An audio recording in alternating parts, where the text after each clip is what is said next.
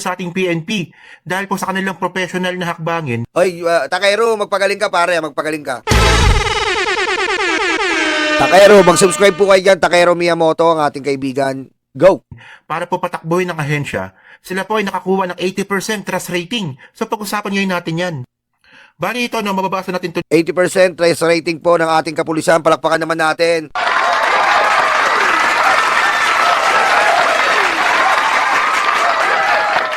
At ito pong kapulisan natin at kagabi nga po sa pag-aresto kay Budus. Oy! Oy, oy, oy, ananay, nay. Kulong na naman. Pangalawa na yan. Aray ko. Arestado. Mamaya, detalye natin yan. Diretso. Dito, no? Epektibong reform initiative ng PNP, susi sa 80% public trust rating. Sabi nga po ito ni SILG John B. Crimulya. So, gaano ba kataas ang in-improve ng PNP kumpara po noong last year? Yes. So, sabi po dito, no, pinuri ni Department of Interior and Local Government, DILG, Secretary John B. Crimulya, ang Philippine National Police, matapos may tala ang pinakamataas na public trust rating sa hanay ng kapulisan na Ayan, no? Pinakamataas ng trust rating. Very, very up. umabot na 80%. Ayon sa pinakahuling Okta Research Survey, kumpara nung 71% noong July 2025. Kumpara po last year. Oh. And then sabi rin po dito sa baba, lahat ng mga major accomplishment ng PNP makikita na ninyo. And the discipline and the morale of the PNP is higher than it's ever been. Oh. Higher than it's ever been, okay? Pinakamataas sa buong record. Yan po ang PNP, di ba? Di ba? Kagabi po, nakita niyo naman po kahapon, meron pong inaresto. Sino? Pakita ko lang paano mamaya mapakita ko. Mas professional sila ni John B. Crimulya. Oh. So mga kababayan, no, dyan po natin makikita ngayon kung anong klaseng papapatakbo ba ang ginagawa ni Chief PNP General Nartates.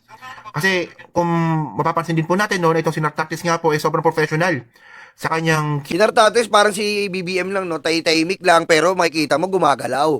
Ganyan po, sabi ko nga sa inyo, don't judge the book by its cover. Okay? Don't judge the book by its cover. Okay? Because you're not a chewing gum. Aray ko. Tanga-tanga.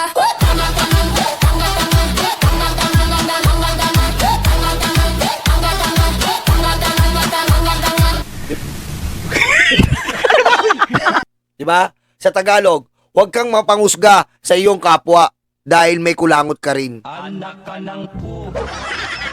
Diba, Arlene, uy? Diba? Kaya yun po, ganun po, may mga tahimik na tao pero matitinik po gumalaw. May mga tahimik na tao na hindi nagpapakita ng kanilang mga ginagawa pero makikita mo na lang ang accomplishment. Ganun po yun. Kaya napakalupit po nito ni General Nartates at kung nasan man po nga po yung PNP natin ngayon ay dahil din yan po kay ni General Nartates. Dahil pinipilit po nila na naiangat ang dignidad at moral ng ating kapulisan. Dahil sa tutusin lang po, tayo mismo ay nandidiri sa kapulisan noon. Sa pamamagitan po ni Bato de la Rosa na nagtatago na po ngayon na pinakaduwag na Chief PNP. Okay? Makikilala po yan na pinakaduwag na Chief PNP. Dimidila sa betlog na Chief PNP. Diba? Pag wala na sa posisyon, senador na lang na inaaresto, nagtatago na. Sumisweldo, ang kapal ng muka. Pinakamakapal din ang muka. Samantalang si Laila de Lima po, nung nakulong yan, nagtatrabaho siya. Nakatago, sumisweldo ng 300k plus, ang kapal ng muka. Aray ko. Diba? Yan po ang tatak DDS.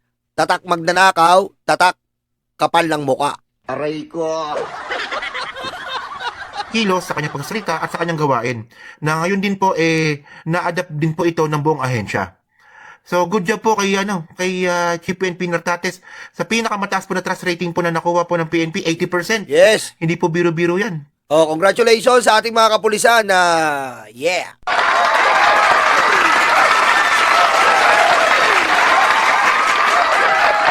Diba? Yan nga po sa ating mga kapulisan na nagkaroon po ng malaking trust rating dahil nakikita naman natin ang pagtatrabaho tsaka yung mga accomplishment nila, di ba? Pagkuha ng mga nakaraan lang, yung 1.4 billion na sigarilyo na galing yata kay ano yan eh. Galing daw kay kay Pulong. Yan na, congratulations sa ating mga kapulisan.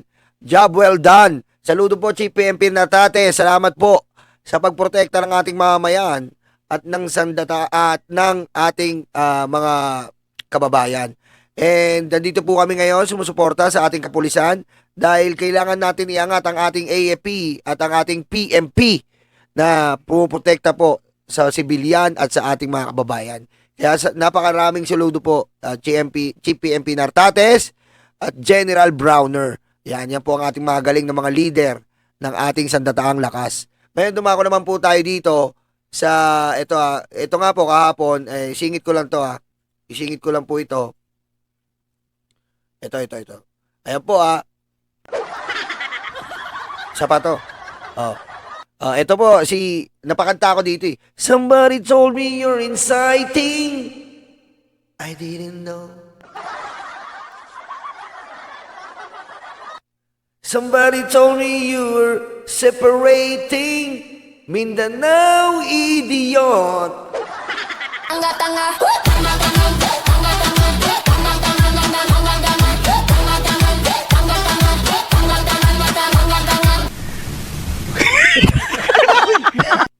Etong si Jamie Bondok, wala pang nararating, laos na. Tanga eh. Wala daw siyang kasalanan. Wala daw siyang inciting. Somebody told me you're inciting. I didn't know. Aray ko. Wala pa nga nararating, laos na ang hayop. O, teka lang, hindi ka nag-inciting. Gusto mong iiwala yung Mindanao. Tanga ka ba? Anak ka ng po. Ang tindi ng ginawa mo eh. Republic of Mindanao soon. Ob ka ba? Aray ko. Putek. Laos na laos ka na, hindi ka pa sumisikat. Hindi ka nga yata sumikat eh. Yan. Ayan, nagpiyansa. Nagpiyansa. Tapos siya na counterapin ng puro kasinungalingan niya. Good luck. Ha, Jamie Bondok. Susunod, di ka na Bondok. Bilibid na. Patayin mo si BBM. No joke.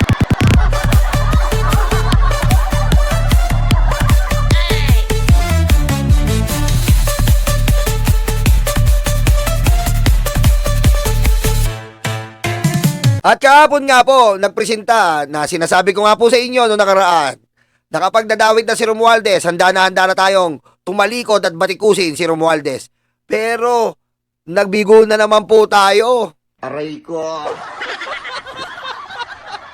Nabigo na naman po tayo kahapon sapagkat ang pinadala po si Marites at si Marisol.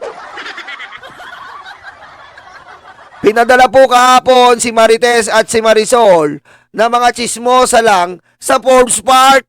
Anak ka ng po. Si Marites po ang founder ng United Chismosa Federation diyan sa Forbes, UFO. Nagdadaldal po doon. Kilala mo ba si Romualdez? Wala naman po Romualdez. Nakita ko po siya sa TV. Kamukha po eh. Yan naman po ay galawang DDS. Nakita nyo naman po, isang formal na Senate hearing, papasukan po ng chismis. May knowledge ka ba? Na nakita mo ba doon si Romualdez? Hindi po. Paano mo nakita nasabing si Romualdez? Kasi po yung kakilala ko po, sabi ni Marites, yung kakilala ko po, yung kasi yung kakilala ko, pinakilala ko dito. Tapos, sabi niya, eto raw po ang kukuha ng bahay namin. Umalis daw kami dito sa bahay. Sino nagsabi? Sabi nung kakilala ko po. Ano nangyari? Ayun po, nakita ko po sa TV, si Curly Discaya, kamukha niya rin po. Sino kamukha? Yung kausap ko po. Alam mo ba siya yon? Kamukha lang po. Paano mo nalaman na si Romualdez yan? Kasi po si Curly, binanggit po si Romualdez. Kaya kay Romualdez. Grabe! Miski pang barangay, kukutusan kayo ng barangay captain. Anak ka ng po. Ano ba yan? Ganito na ba ang Senate hearing natin? Nabababoy. Ayan na, miski po si Marcoleta, hindi pinatulan si Marites at si Marisol. Oh, nakagalit si Marcoleta noon, hindi natin nakita. Oh, ngayon, anong ginawa ni Marisol? Di ba, nakita mo rin? Opo, nakita ko rin po. Di ba tinanong natin yun? Sabi ni Marites, di ba tinanong natin kung sino may-ari nun? Dabi si Curly. Opo, ako'y tinanong namin si Curly. Galing ni Marisol, sulsol ng sulsol. No? Galing ni Marisol eh. Tika sulsol lang. Opo, nakita ko.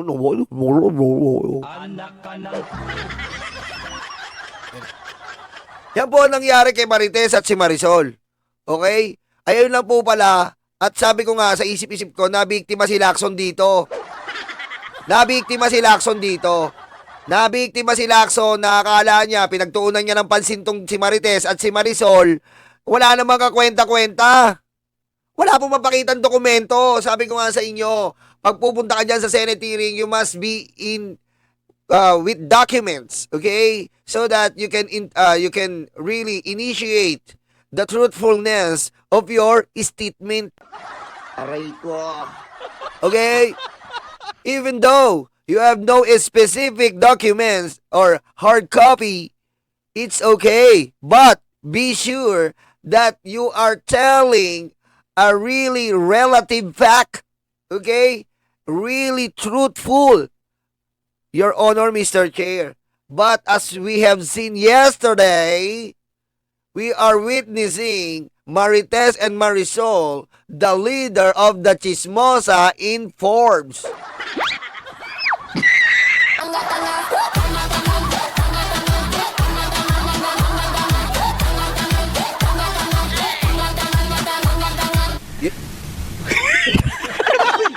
Diba? Diba? Nakita lang nila. Sarili na lang. That is only opinion, Your Honor. That's never been a fact. And in this conclusion, we are ready to conclude that is impacto. Aray ko. Diba? Kasi opinion lang nilang nandun. Chismis. Walang basihan. Walang dokumento. Okay lang sana walang dokumento. Pero kung totoo, ayos lang eh. Pero makikita mo, he said, she said. Oh, nakita si Curly Discaya, kamukha sa TV. Diba? Ayoko, gusto ko sanang i-play yung video, kaso nakakainis lang eh. Huwag na natin i-play yung video, nakakainis lang po. Nakakainis, nasayang yung oras natin. Kaya nga sabi ko sa inyo, ha? Ang humaba lang. Humaba. Ano sabi ng abogado? Okay, dito tayo sa abogado. Pakinggan natin itong abogado ni Paring Martin. Kung ano sasabihin ng abogado ni Paring Martin. This is Ade Fajardo, a legal practitioner based in Pasig City. Oh. The allegations aired in the Senate are logically and physically impossible. Curly Discaya testified under oath that he has never entered South Forbes Park. Ayun nga po. Hindi pumasok man lang kailan si Curly Discaya doon. Aray ko. Di ba? Ngayon, ang sinasabi ni Marites at ni Marisol, kamukha ni Curly nasa TV. Kamukha po, Your Honor. Nakalambuti. Di ba? Kung sana, okay lang eh. Meron silang, kumbaga, hindi lang siya sabi niya, sigurado po ako si Curly. Okay sana yon if ever na sinabi ng boss ko may darating si Curly Discaya. Wala man lang ganon. Hindi niya nasabi yung specific name. Ang sinabi niya lang, namumukhaan ko po siya. Kamukha niya yung nasa TV. Hindi pwedeng ganon. Hindi man nanalo sa korte yon. Pero pag sinabi ng boss mo, Neng, Marites, opo ma'am, bakit po sir? may darating dyan ha, si Curly Discaya, bibili ng bahay natin. Okay po, ma'am sir. Abangan ko po, ma'am sir. Ayos pa yung ganun eh. Ayos pa yung ganun dapat na binigay nyo na script. Kasi nga, may specific person na tinutukoy. Pero kahapon po, ano nangyari? Nakita ko po, Your Honor, siya po, kamukha niya po yun nasa TV. Pwede ba naman yon? Paano mo nasabi si Curly Discaya? Kamukha niya po yung nasa TV kasi po lagi ako nagmamarites, nanonood ako ng Blue Ribbon. Aray ko. Ganon? Kamukha niya yung nasa TV? Opo, maaari mo bang ituro? Yung nakita mo ang kamukha sa TV, turo naman ng hayop. Hindi ba pwedeng ganun eh? Dapat dito specific to. Specific. Hindi, putik, kamukha sa TV. Tapos sabi ni Curly Discaya, pwede rin, ayun, maganda yung sinabi ni Curly Discaya, pwede natin patunayan na kung may record ba si Curly Discaya na pumasok sa South Forbes. Pwede yung patunayan. Pero yung sinasabi niya, nakita ko si Curly Discaya, alam kong siya yon dahil kamukha sa TV. May makukuha ka bang record doon? Wala. Si Curly Discaya, may makakuha kang record na hindi siya pumasok sa Forbes Park. Oh, yun. With basis, Your Honor, Mr. Chair, we cannot include only a conclusion of the said Marites Society Chismosa. Oh. Ako nga, totoo yan, your Filipina page. Ako, lagi ako natatawag, Dieter Ocampo. Stop, please. I am not Dieter Ocampo. Okay? Lagi ako ginaganyan. Nasasaktan ba ako? Hindi. Kasi naiisip nila kamukha ko lang si Dieter Ocampo. Okay? Kasi, Dieter, kamusta na kayo ni ano? Nakakapagod naman to mga to. Anak ka ng po. Nakakapagod kayo. Diba? Minsan nabibisit na ako eh. Dieter, stop please. I am only ordinary people imploring the aid of the Almighty God.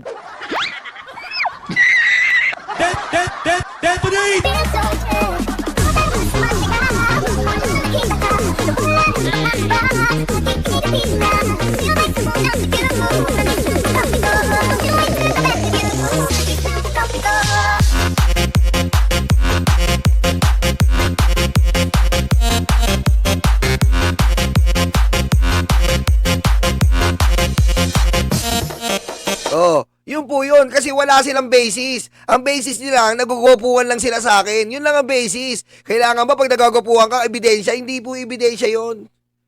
Diba? Oh. Pero pag ganyan na po, investigasyon, hindi pwedeng kamukha-kamukha. Diretso natin. Making it impossible for him to have approached anyone there or issued any instruction. The claims come solely from the staff of an evicted tenant, unsupported by any document, while Martin Romualdez' name appears in no deed. O, kita mo? Supported by evicted tenant. Evicted tenant, umalis na may-ari. Oh, sapat na ba sa yan ba yun? Tapos, umalis sila, then, nakita niya si Curly Discaya, paano mo nakilalang si Curly yun? Kamukha sa TV. Walang specific. Dapat dinala niya yung dokumento ng pinagbilan. Ganun. Dokumento ng pinagbilan, nakapirma si Curly Discaya. Wala eh. Kasi anong magiging basis mo? Na si Curly Discaya ang kumuha ng pag-aari. Siyempre, dokumento. Hindi man direct kay Curly Discaya, pero in the, what do you call this? Ano tawag dito? Na maidudugtong tao man o bagay na maidudugtong kay Curly Discaya. Halimbawa, abogado niya. Halimbawa, pumirma si Attorney Juan de la Cruz na abogado ni Curly Discaya sa pagbili ng lupa at lote, pwede yun. Kasi nga, maiko-connecta natin kay Curly Discaya si Attorney Juan de la Cruz kahit si Curly Discaya ay hindi umapir doon. Pwede yun. Pero yung nakikita niya daw si Curly Discaya kasi kamukha sa TV, negative. Contract or payment record related to the property. There is no evidence, only hearsay and possibly perjured statements, and therefore nothing to answer. Kita nyo? Wala pong ebidensya. Ano sabi? Chocolate, Hershey. Diba? Pwede mo bang i-harap sa korte yan? Ang Hershey, chocolate? Hindi mo pwede i-harap yan. Ano sabihin ng judge? This is not no time for eating. Okay?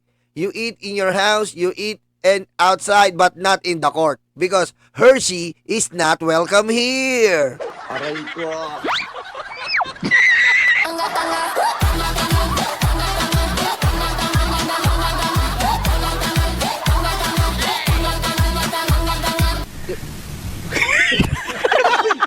Diba? Hindi mo pwede sa korte ang Hershey o chismis. Sabi-sabi. Hindi pwede. Pag nasa korte ka, straight facts. Hindi ka pag-aaksayan ng korte sa mga ganyan mo. Nakita ko po, nakita ko. Pwede yung ganyan, supporting evidence lang. Diba? Yung mga ganyan pong ako po nakakita. Supporting evidence pag may tinatalakay ka mga kriminal. Mga pagdudugtong ng mga madalas na nangyari yan sa krimen. Halimbawa, nakita ko po, dumaan siya sa CCTV bandang 2:45. O, ganun. Nakita ko po, dumaan siya sa kanto namin bandang 3:00 ng madaling araw. O, pwede yan. Ganun lang. Pero pag magtutukoy ka na, idudugtong mo na si Curly Discaya kay Romualdez, kailangan specific documents yan. Specific. Diba? Ganun yon. Pero yung sabi mo, nakita ko po siya, nakita ko kamukha sa TV. Kamukha po niya. Opo, putik. Marites at Marisol yan. Mission failed na naman po. Mission failed na naman po ang mga DDS dito. Talagang ayaw tigilan si Romualdez bilang pagda-divert na naman sa mga topic. Diba? Para mapa-divert na naman kay BBM. Martin Romualdez, didikit na naman. Tapos para diretso na. Ganun ang plano eh. Wala po kayo napansin. Plano ng DDS yan. Bakit? Alam nilang may impeachment. Akala nila kakagatin yung impeachment. Alam nila kakagatin yung impeachment. Akala ng mga tanga, mga malabdaw ang utak. Sabay, iko-connect na si Martin Romualdez. Hindi nyo na kami manaloko sa mga ganyan theatrics nyo. Mga ganyang galawan nyo. Akala nyo kakagatin ng tao kahapon. Akala nila kakagatin ng tao yung impeachment. Magdidiwang ang tao sa impeachment ni BBM. Sabay magdidiwang ang tao na si Romualdez at si Curly Discaya ay may natatagong property. Bulok!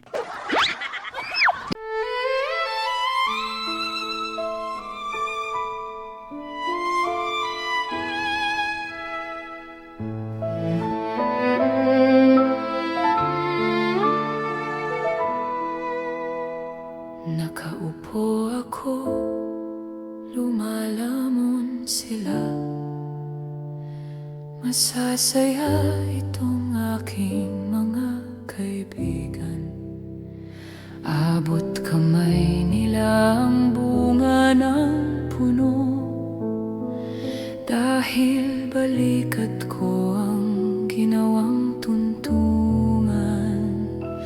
Habang namimitas lalong natatakam, sila ay para bang wala ng kabusugan. Kahit alam nilang mayroong mga langgan, at ang aking paa ang siyang inuupakan. Nais ko nang magpahinga, marami na akong nagawa at natulungan. Ako'y labis na nag-aalala, baka ang puno ay tuluyan ng maubusan ng bunga. Nakaupo ako, nagbabantay sila. Ang mga aso ko'y laging maaasahan. Hindi ko lang alam ang binabantayan. Ito bang puno o itong aking upuan? Itali ko kaya sa bahay ng langgam? Maglilingkod ba o maghahari-harian? Masasagot lamang ang malaking tanong kapag ako ay nawala na ng tuluyan. Nais ko nang magpahinga, marami na akong nagawa at natulungan. Ako'y labis na nag-aalala, baka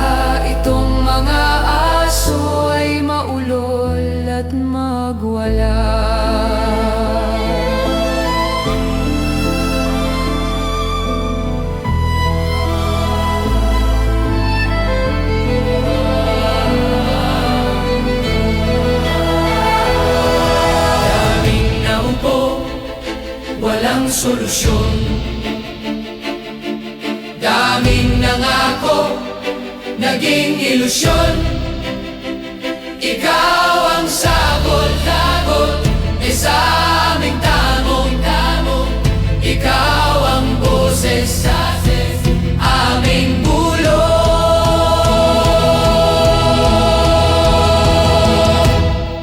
Nilalait ka at sinisira ng kinakaya mo para sa bayan. Ikaw ang aming tagumpay, bonbon, walang kapantay. Nilalait ka at sinisira ng kinakaya mo para sa bayan. Ikaw ang aming tagumpay, bonbon, walang kapantay. Ang mga sugat, ikaw ang lumunas. Saradong isipan, ikaw ang nagbukas. Bayan, inuna mo, hindi banyaga. Gintong puso ay kahanga-hanga. Nilalait ka at sinisira ng kinakaya mo para sa bayan. Ikaw ang aming tagumpay, bonbon, walang kapantay. Nilalait ka at sinisira ang kinakaya mo para sa bayan. Ikaw ang aming tagumpay, bonbon, walang kapantay.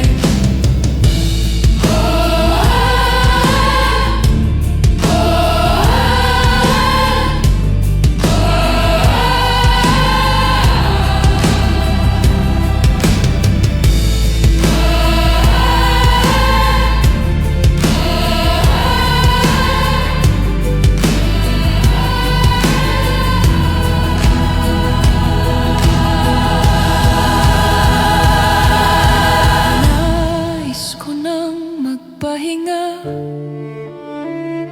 Marami na kong nagawa at natulungan. Ako'y labis na nag-aalala. Baka itong mga aso ay maulol at magwala.